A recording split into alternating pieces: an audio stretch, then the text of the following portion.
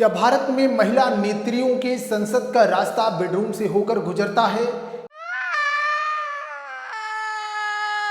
क्या खादी की सफेद चादर के पीछे सत्ता के दलालों और अय्यासों का वो चेहरा छिपा है जिसे देखकर आपकी रूह कांप जाएगी? ये सवाल मेरा नहीं है, ये दावा है पप्पू यादव का, जिन्होंने कहा कि 90% महिलाओं को राजनीति में पद के लिए समझौता करना पड़ता है। ये आरोप है सुब्रमण्यम स्वामी का, जो देश के सबसे रसूखदार दफ्तर पर उंगली उठा रहे हैं। और ये किस्सा है उस स्नूपगेट का जिसमें एक महिला की जासूसी के पीछे देश के सबसे बड़े नाम का जिक्र आया है।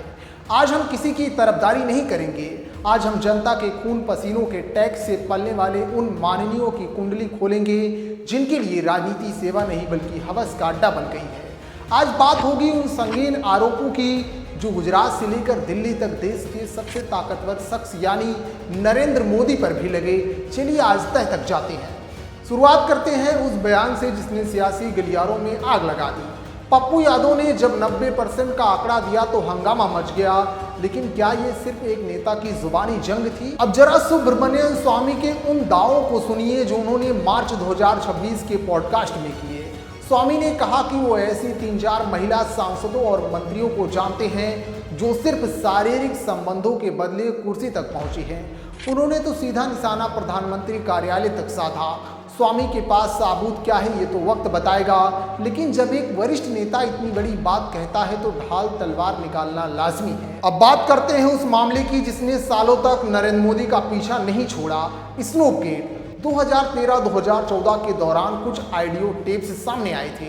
आरोप लगा कि जब मोदी गुजरात के मुख्यमंत्री थे तब उन्होंने और अमित शाह ने पूरी सरकारी मशीनरी, पुलिस और इंटेलिजेंस एक महिला आर्किटेक्ट की जासूसी में लगा दिया था।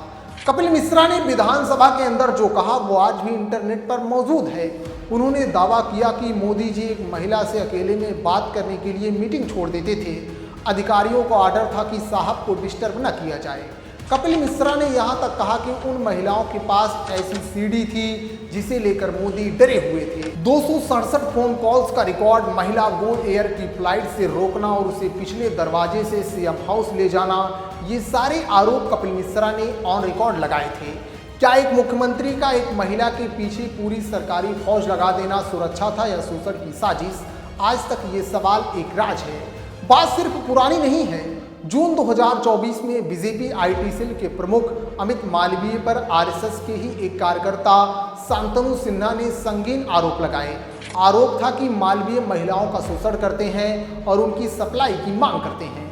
मालवीय ने 10 करोड़ का नोटिस भेजा, लेकिन सवाल ये उठा कि क्या संस्कारी पार्टी के अंदर महिलाओं को सिर्फ एक ऑब्जेक्ट की तरह देखा जाता है? प्रज्वल रेवन्ना का केस तो आपको याद होगा। हजारों अश्लील वीडियो और हजारों महिलाओं का शोषण।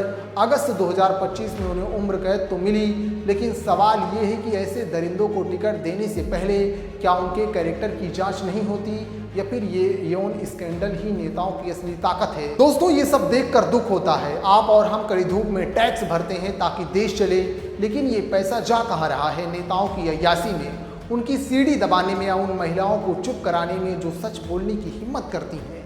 जब एक महिला नेत्री रोते हुए वीडियो डालती है कि उसे पद के लिए बदले पर बेड पर बुलाया जा रहा है, तो समझ लीजिए हमारा लोकतंत्र आईसीयू में है। चाहे वो एनडी तिवारी हो, एमजे अकबर हो, या वो संगीन आरोप जो देश के सबसे बड़े पर्दे पर बैठे लोगों पर लगे।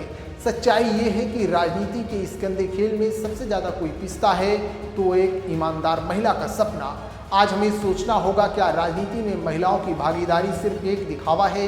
क्या 33% आरक्षण के नाम पर हम उन्हें उन दरिंदों के बीच भेज रहे हैं जिनके लिए शोषण ही असली शासक है? पप्पू यादव के 90% वाले बयान को आप गलत कह सकते हैं, लेकिन उन हजारों वायरल वीडियो और ऊंची कुर्सी पर बैठे नेताओं के कांड को कैसे झुठलाएंगे?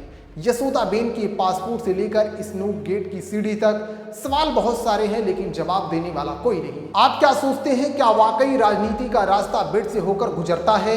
क्या आप अपनी बेटी को ऐसे माहौल में भेजने की हिम्मत करेंगे?